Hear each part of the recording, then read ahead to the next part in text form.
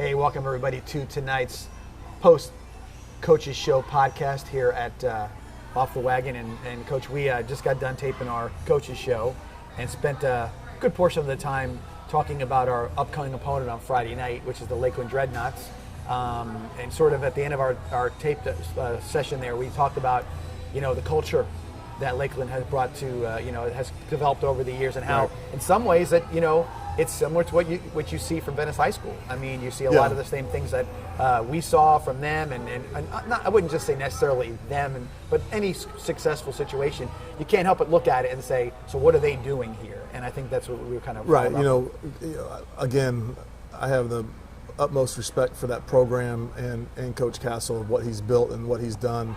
And we talked a little bit about not only has he put his team on the map nationally as a national high school power, and that's evident by winning back-to-back national championships, along with 7 state championships and who knows how many district championships. But he has built a program there, and not only does he put a great product on the field each year, year in and year out, is that he's made that atmosphere what it is.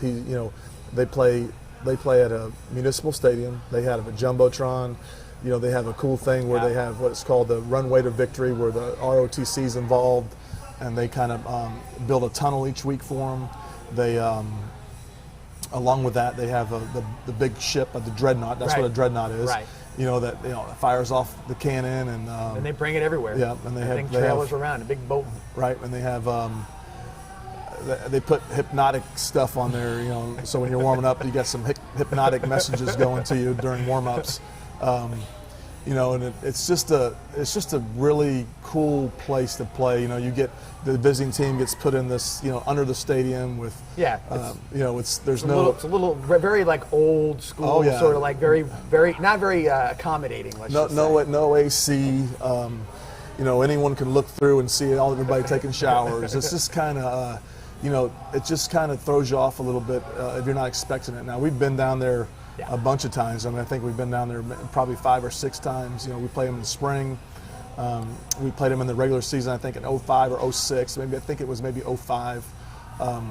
So it's a great environment. It's something that I really want it's going to be a little different. Some of our kids did play a spring down there. Yeah. It's going to be a little different this Friday night. I can imagine. The spring games, it usually takes a little while to roll into the momentum of a spring game, then the intensity picks up near the end, where this is going to be right off the bat. Yeah, it's going to be a totally different atmosphere. It's going to be, there's going to be a lot of people there, and they're going to be, it's going to be it's going to be a different feel. It's going to be a different atmosphere. And like we talked about, we have a different layout for our playoffs this year where, we may be playing Baby IMG round 1, and it may be there, so we might have to drive all the way down to Fort Lauderdale round 1. This is your chance to get prepared for it, right? And we're going to have that type of atmosphere. Not, I wouldn't say the same type of atmosphere. They're very, very classy. They're not going to. Yeah. They're not going to try. They're not going to play all the right. They don't need to. Right. They never had to. On the road, we've watched them play in state championship games for how many years and different times, and say they never handle themselves. I even said it before. I said they don't handle themselves that way. They handle themselves like you win. They win or lose. They act the same way, which is the right way in a lot of cases. I can remember. They played us in 2000. They came in.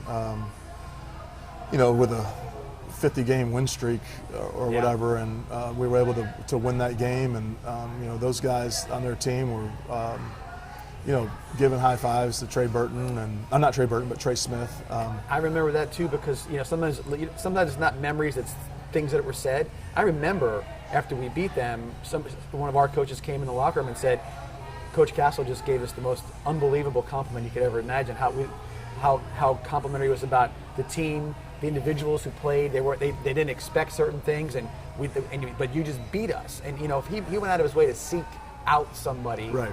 I probably was Coach Coleman, but I don't know for sure. But it was one of those situations where you say to yourself, well, they could be totally disappointed. They had a defense that was given like 2 yards a game, or it was like some crazy numbers like that, and they lose. And you would think they would be disappointed, which they were. But they reached out in a way that was like respectful and go get them.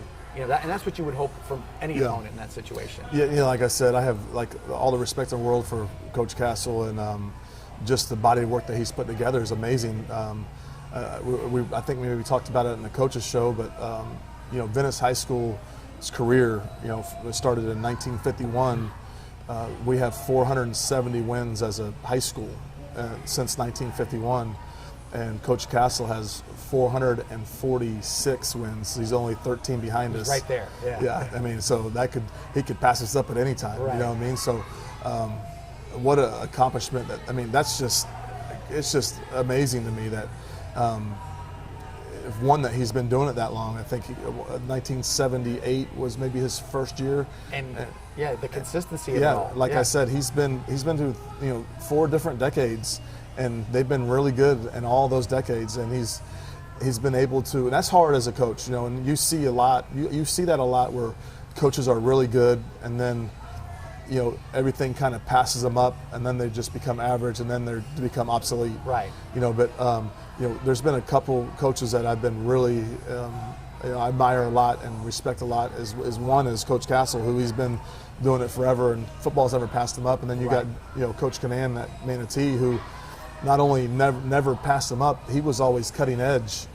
Yes. Consistently, along with Coach Meckley at Southeast. Those guys were cutting edge. Coach Meckley was one of the first to go 5 wide and just throw it around with Adrian McPherson. No one's seen that before. This is where wing T was the thing to do. And with Coach Canan, I'll tell you this: I didn't know what an RPO was. It's part of the regular vernacular on any football game you watch in pros and college now. Cord Sandberg was the quarterback, and they were RPOing all over the place. And I didn't know what they were doing. They were option and then throw in, and you're like, what's going on here? Talk about spread the field. Coach Canan spread the field, and but also he was good when it was, hey, we're going to be in I formation, line up and kick your butt. Right. Then he just was cutting edge his whole career. And that's something that, that I always want to make sure that we don't get stagnant as a staff. And, we've changed a lot over the years, and I think it's been a good change for us. We start off in the I formation, then we got into more of a shotgun, and now we're never under center. And, now we're a tempo offense, and I think I would have to say we're probably one of the fastest tempo teams in the state. And well, I can tell you that against any opponent we've played who run tempo, it's not even in the same league as far as tempo is concerned, because I'm writing stats down, and when I can't get the number of the yardage in before you guys are lined up before I can put the next play down, that's how fast it's going. You're pretty much lined up within 4 or 5 seconds of the ball being spotted, maybe even quicker than that. Right. So if from my perspective, if I get a little lazy or I yawn, I'm in trouble. I have to keep back up again, and that's for sure. And again, so that's the kind of thing that you look at that you instilled that you didn't really do on game 12, night, 14 years ago. On game night, they're slowing us down. Yes. It's come on, let's go. Spot the ball. Why is this taking so long? So, when we practice. It's much, much faster in practice than it is compared to the game. Because you're running to put the ball down. Oh, the ball is spotted. We're not, the guys last week, it took them forever to spot the ball. We want, we in practice, the ball, we're running a play, and I have somebody putting the ball down behind them to get back up to line up for the next play. So I think that, that does a lot, for us as far as conditioning wise. And we don't, we never condition. We haven't conditioned in 2.5 weeks. We get most of our condition, or all of our condition, through our inside and pass and our team reps, and we're off the field at 4:15. Today was, I was like, gosh, is this the longest practice ever? Because Coach Shannon had the defense down there, and the defensive guys, they get, wherever we play a Lakeland or something like that. It's a little different. Everybody's a little bit uptight, and so I was like, holy cow, this is taking forever, and we were off the field at 4:17, 4:18, and that's starting at 2:45 and stretch. And I've talked about this before. I think it does a lot for our kids, and just them being off their feet and them being able to get home early. They're probably getting home and they're showered and they're sitting there, maybe doing their homework. The ones that do homework, when other people are still practicing. Right. 5:30. And I think that pays off in the long run. When you do get to the playoffs and when it has been a long season, just to standing around, like you're not standing around. We don't stay. We hardly have anybody standing around at practice. If I'm a parent, I'm ecstatic that my kid's showered, eating dinner with me. Right, and there's no excuse as far as we go. I mean, we're like an hour and 40 minutes. And we're done with practice. I mean, an hour and 40 minutes, where some teams are practicing 3 hours. Yeah, no, I know. And, everybody thinks the longer the better. Right. And I'm not sure that's necessarily how it works, because it's like I said, it's crisp. You've got to know. I mean, right now, you're calling a play. It's not. You don't have time to go, what do I do here? Right. You got to know. If you don't know, so you have to. So it's sort of maybe it pushes the learning curve a little faster when you know you got to do it at that kind of breakneck speed, like a flashcard thing with a kid. Which 7 times 2, you got to know where that card's going down. Kind of a setup. One thing I was going to bring up also, since we're doing the podcast here, a little insider kind of deal with Lakeland in particular, but other places as well. There's sort of a culture in the coaching community in Venice and Florida where you have a relationship sometimes with other teams and their coaches. Not necessarily you're sharing trade secrets per se, but you feed information about what they're doing. You ask questions. You're familiar with each other, and that kind of stuff. And Lakeland happens to be one of those teams that we have a very good rapport with. Yes. And I think beneficially for you, when you first started out, go tap that source for some ideas. And again, the same thing, when you're doing certain things, they're not shy to say, what's this tempo you're doing, or where'd you come up with this idea, or whatever it may be. And it's sort of picking each other's brain. How much has that helped you over the years to have those sources or those particular kind of people to bounce ideas around with? Yeah, we have our staff has a great relationship with Lakeland. We happen to have a good buddy that we go to fish camp every year with that used to coach at Lakeland, and now he's not there now, but is very Lakeland oriented. And Coach Castle is more willing to sit and talk with you about anything and everything, and and that's been really healthy. And you don't always get that.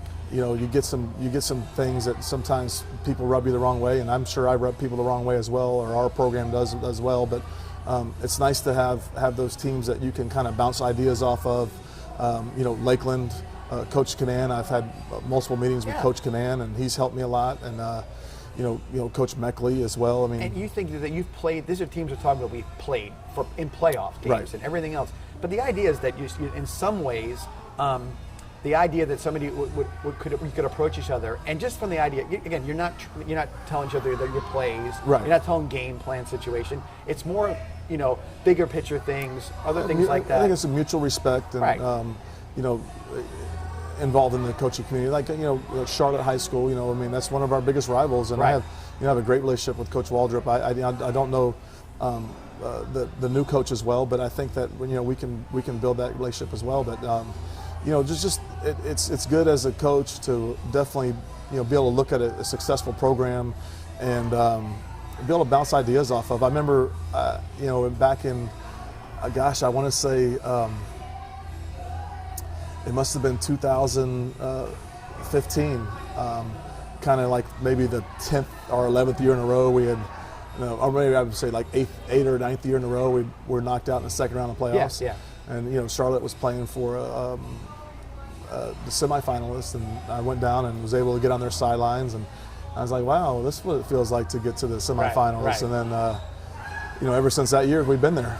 So maybe I just needed to go see what it was like. Right. You have to walk in that in that arena before you can actually feel it. Right. And I think a lot of times too, if somebody came up to you and asked you, advice on something, it's flattering, number one. But number two, if you're willing to kind of say some things, it exudes some confidence as well, because you're saying, look, I can tell you something, but if we play each other, I still think I'm going to beat you, even though I'm kind of helping you along. And you got to earn your wings, and you got to learn your way through it. And I'm willing to help you through that. We have funny. We've had several staffs along the way that have sat down with us, and one is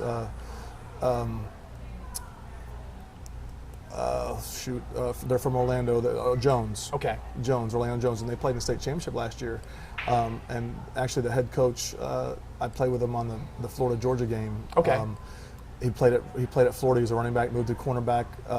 Eli Williams. Elijah Williams, and it was neat to sit down with him and his offensive line coach during the coaching clinic. We spent a couple hours together, and then to see the success that they've had, that was great. That was really cool to see. Not that I had anything to do with it, but I'm just saying. No, but it was good to see their success. And that's the idea, because I can tell you that when we won our state title, coaches from around that we know from all over the place were right there in the stands for us. And I know the same thing we get back for you. We've had coaches go from different places. Coach Brown up in Mosley and whatnot. You've had these people that come around and they like, you're able to sort of, hey, what happened in that game with you, or what did you do this, or what are you doing with this guy, or how'd you do this? All those, and it could be just even like a training technique. I mean, right now, you said about how fast you're doing your practices. You got to think that somebody's listening to it, could be listening right now saying, maybe I'd call him about that, because maybe because you got assistant coaches. Yeah, I just got the field at 6:30 tonight. Maybe what am I change things thinking? I'm really tired right now. Right, and that kind of thing. And so you think, well, if obviously there's something that's working for them, right? And that this tempo idea, and again, it could be something as simple with that idea that kids' attention span is only this big. That's true. And you start doing this, and then they're all looking around and throwing your helmet up in the air. My attention span is that big. Well, I don't want to say that, but yeah, it probably is. But it's one of those things where you have to, you're looking at things that maybe as time moves forward, that's where it goes. Even the NFL. I mean, how much the NFL evolved over the last so many years, just because they said no more contact. As far as every week in practice, there's only so many things you can do here and there for a health benefit, but also I think for the benefit maybe of if you do it right, it's a better way to do it altogether. So with that, so it's just like I said, I think it is neat to see that sort of like that subculture of what you can cultivate with other coaches and coaching staffs, and then you can enjoy their success and vice versa with that. So all right, with that, we'll take our midpoint break here from our podcast to give some sponsors a little shout out. We'll be back here in, I guess, around 60 seconds. Talk about Lakeland. Some more, yes. SCF has campuses in Bradenton, Venice, Lakewood Ranch, and online. Students can obtain Associates in Arts degrees, Associates in Science degrees, Bachelor's degrees in workforce fields, or a certificate. Programs are offered in areas such as nursing, engineering, education, science, biotechnology, business, dental hygiene, and other trending professions. SCF offers an array of popular activities, sports, and clubs. SCF has it all. Hey, Indians fans, don't get sacked by high prices. Join the winning team at Jenkins Chevrolet of Venice. Score big savings on our all-star Chevy lineup. Plus, Venice Indians students and families take an extra $1,000 off. We're tackling high prices on the area's best selection of new Chevys and pre-owned vehicles. So, join the winning team at Jenkins Chevrolet of Venice. Just like the Venice Indians, Jenkins is better, and we'll prove it. Roll Tribe.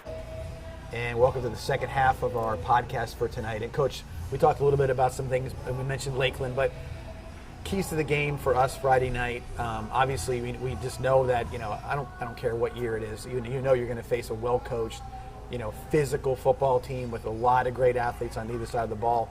What do you think, from a Venice perspective, you need to do to get the victory on Friday night?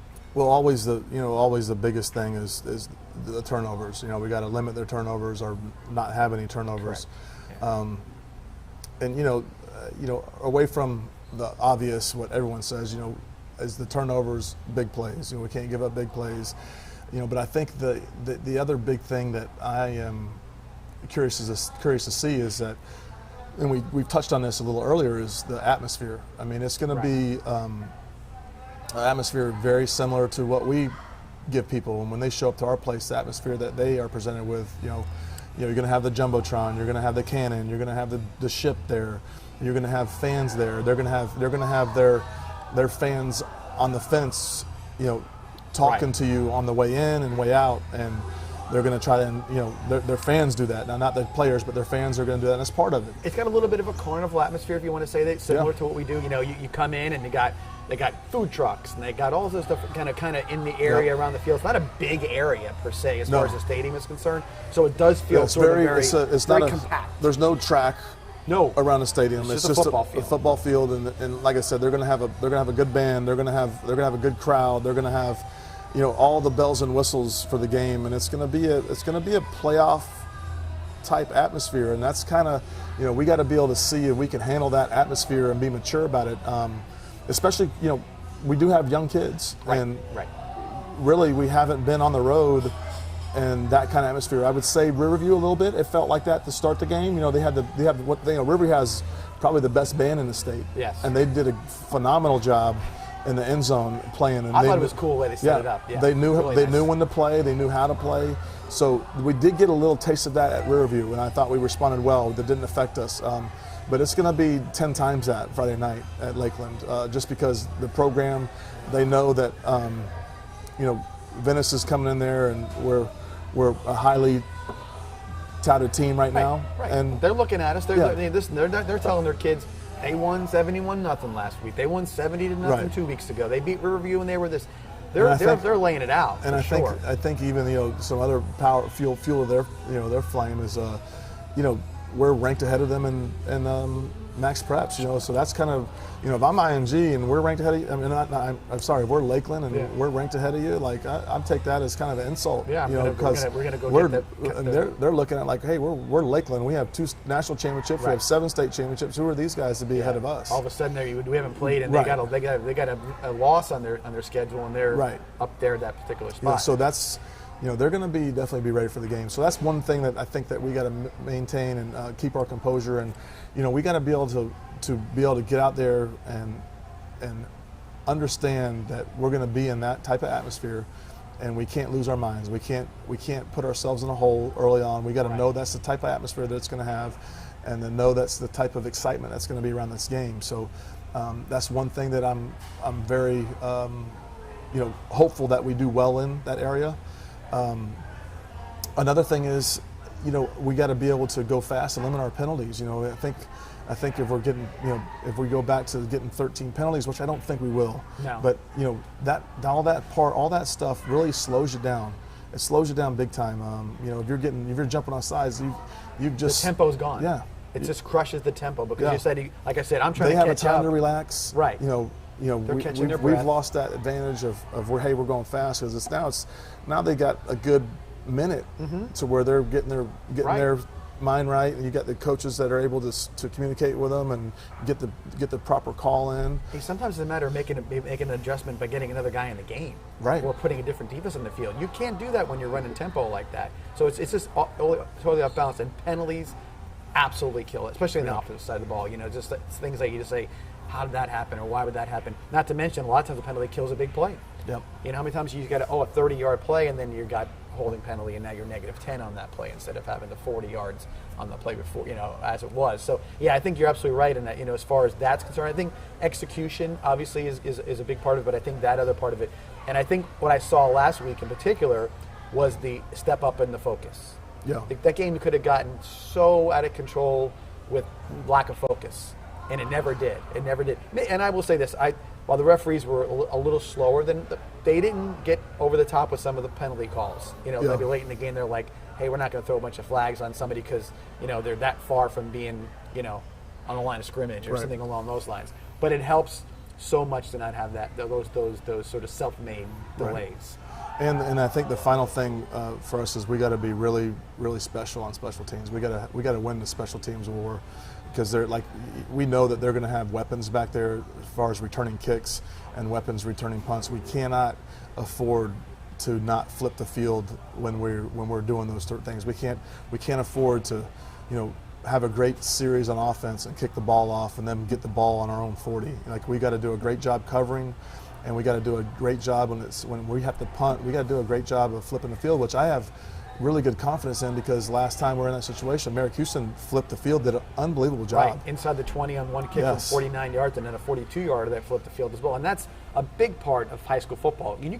Sometimes you get in those ruts in a game where you just can't get any good field position because the other team keeps putting you in bad spots, and then you can put yourself in a bad spot, obviously, as well. Right. You could have a 1st and 10 at the 30, and then all of a sudden you're back on a holding penalty, 15 yards, and then you're looking at 1st and 25, and then you're trying to punt out of your end zone, and I don't care what high school punter it is or whoever, it's pressure when you're standing in your own end zone, thinking I got to get this ball out of here and get some distance on it in Right. some way. And then to put the added pressure on it, that guy runs a 4.2 who's catching it.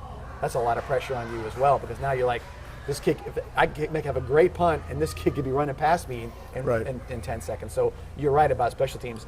And it's always funny when you play a really good team like Lakeland, from a observer's perspective, when the opening kickoff is tense, you're playing a good team, because you're kicking off and you're like, oh, that guy, Right. watch this guy, and right from the beginning, the first play, the first kickoff, you're kind of on that edge already. Exactly. Yeah. So those are, those three things. No turnovers.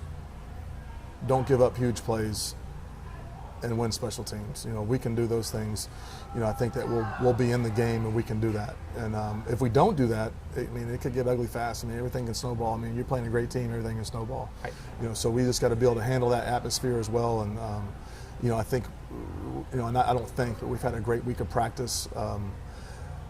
I feel like we're getting better. I feel like we're getting a better understanding of our offense. I feel like our defensive players are getting a better understanding of the calls being made and their responsibilities, and they're more, they're more consistent. Mm-hmm. You look back at the beginning of the year, we had blown coverages and blown assignments, quite a few on defense, and I think those are getting very smaller, a lot smaller throughout the weeks. Another thing about defense too, I've noticed that when the better teams that Venice High School has had, and any team for that matter, blocking obviously being a big part of it. It's kind of funny, I just thought about this when I interviewed Coach Smithers before the Riverview game. He had made a comment to me about certain parts of the game, and he said, your ex-old coach, Coach Russell, wore a shirt every day to practice, or it said one side said block, one side said tackle, I think is what he said. So tackling on the defense has been very sound. It's not about the big hit. It's about wrapping people up, and I think I'm seeing that, especially with our linebackers in particular. It seems like when they get their hands on people. Yeah, Ramos and DeSavion have been doing a really good job at tackling. Yeah, and as you look at it and you say, because a lot of times, game like this, you're looking at it, and all of a sudden it's a little bravado on the field. There's got to be two big teams. You can't be intimidated by anybody, and then all of a sudden you're setting somebody for a tackle. You want to hit them hard, but you don't wrap them up, and then we just want to get these jokers on the ground. On the ground, right? Yeah. And I think a lot of times that's more important than other things. You know what I mean? That's for sure. And I think that comes back to the simplicity of the game sometimes. Right. You're talking about this athlete, that athlete, and all of a sudden it comes down to a missed tackle or a missed block or something along those lines. It keeps and that could turn into a big play. Yeah, absolutely. That's what you don't want. Again, we're traveling. We talked about it before. We were talking earlier. We having dinner. We're saying, oh, okay. Well, what are we going to? What time are we leaving? And what time are we doing this? And obviously, you want to get there in a timely fashion. You want to be there, especially in this environment. You don't want to be sitting around there too long, especially in that sort of cave that they're going to put you in. Yeah. So you want to get there and kind of be. But obviously, like in a situation, it's Friday night. You got to beat the traffic. We're going to do what we always do. We try to get there at 5, do our walkthrough. They're going to turn the jumbotron on as loud as you can when the walkthrough starts, and that'll be a good little wake-up call for them to just kind of say, I told you the atmosphere is going to be a little different here. Yeah, and again, you want that. I mean, again, because this is like I said, crank it up. This is what you want, and I think it's interesting too. We don't get to see our level of enthusiasm from the home crowd in a lot of games we go to. Right. I've always said one game, if I get the chance, down the road, I would love to sit on the visitor side to see what it actually sounds and feels like from our stands coming at us, because we've been in other places where it's a little at a playoff loud. game. Yep. Yeah, at a playoff. That's it. But every home game we have, Sarasota came in last week and full house, and as full as we could have, obviously with the social distancing and everything else. But it's loud. And then we brought our band back last week. That was nice. Yeah. So that was a cool thing. And now they're in the end zone, which I think it's a little more to that. Yeah. You can see our players play off of that a little bit. So it would be interesting to see that. Now you're going to see Friday night kind of what we give to other people when they come to our stadium, which is very similar. Yeah, no doubt. So I think that's a really cool situation for our kids and even our fans, because sometimes there's maybe a little bit of they don't appreciate or understand what they're doing, because it is a big deal. I mean, we thank our fans, we thank our sponsors, we thank everybody all the time, but at the end of the day, it's about a football game, and it's about what's brought there. That atmosphere, that jumbotron, all that stuff it's a way it's a way to bring that level of enthusiasm, and I would even say a little bit of intimidation. All of a sudden you're like, oh my gosh, what's this all about? It's all about the atmosphere and just our kids play off of it, and sometimes it affects other teams. Yeah, and I will say this too. So last year playoffs, we traveled a lot, every game, right? Game. And with all that, with the exception of probably Manatee, I don't think we saw any level of that. So we were in a situation where we walk on the field and said, wow, what's this all about? Right. Even Manatee, we've been there before, and it was enthusiastic, nothing we hadn't seen before. And I think that means a lot, because when you walk into a stadium and you feel like I've been there, done that, this is sort of like, this is normal to us. That's gotta lend itself to being confident. I think that's what, especially with Lakeland, that's going to be a big deal. So yeah, and if you can't make it Friday night, it's going to be live streamed. Again, Vibrant Aspect Media on YouTube. It's going to be on all of our social medias, on our website as well. Click the link. These guys are doing an unbelievable job as far as the broadcast goes, and don't miss it. It's going to be an exciting game. Yeah, you said along with those same thing. The website, VeniceIndianFootball.org, will also give you a link to the game. We do a lot of, or I don't know if you've been seeing it or not, but we do a Facebook thing where we get on Facebook and we can kind of do a live, promo of it. So if you're a Facebook person and you're not sure where to go for everything, just follow that early on. It starts about 6:30. We start promoting it there, and then we promo it up to the time of the game. Matter of fact, we actually did the first play or two of the game was on Facebook to get everybody to kind of come over and know they could link up to that as well. We do have a season pass, right, Francis? We're still doing season passes. So if you're looking forward to, because we're going to have some great games coming up, Coach. Yeah, and the season pass, you can go back and view the other games as well and have them, for eternity, right? Forever, be able to watch them forever. Till the end of the season. Yeah. So you can watch it, and it's like I said, archive it, and you can see it. And I know a lot of the parents who like, especially away game, they're away, and then they can come back, and I'm sure they would like to, you get to see that. It's sort of a little video yearbook of what we do and how we do it. So that's kind of a cool setup. So don't forget to join us. And we've had a special guest on every halftime so far, or at least two of the halftimes that we've had. Trey Burton's been calling in from Indianapolis. Nice. So I think we're going to try to do that again. And he's been, giving us his input into the game. And I've picked his brain a little bit. I got into a little bit of how much he loves cold weather, to play in cold weather, which he doesn't. Right. So we were sort of talking about that a little bit. So it's a cool little, little sidebar. We're trying to keep everybody as entertained as we can for the 2.5 hours or so that we'll be on the air. And like I said, hopefully it'll be a victory for us on Friday night. With that, Coach, anything else you'd like to? No, tune in Friday or take a drive down to Lakeland. It's going to be a nice, exciting game. With that, we do appreciate you guys following us on our podcast and all the things that we do as far as, we've really sort of broadened out. We haven't really talked about it a little bit. We've broadened out our sort of media coverage and we can do it because we have great people like Francis and Josh with Vibrant Aspects Media. They're helping us out, and we can kind of do this thing, and it's becoming, we got lights on our face, and we got all different things that we didn't have before, and it looks better, and I think it's as professional as I've ever seen anything being done at this level in particular. And then, of course, also my partner on Friday nights, he won't be there this week. We have a mystery or a potential color analyst to work with me. You'll see that on Friday night. But he does a great job too, because he's a professional. I mean, I'm just the guy who likes hanging out with you guys in football and doing some stuff like that. But Josh Grandis does an excellent job, and we appreciate his enthusiasm. And it's great that he's part of Venice High School's campus as well, because he's there as a teacher, and so he's got an opportunity to sort of maybe springboard some other people to learning stuff and all that kind of good stuff. All right, so with that, thanks again for joining us, and we'll see you next week about 8 o'clock next Tuesday night for our podcast. Thanks for joining us. We'll see you soon.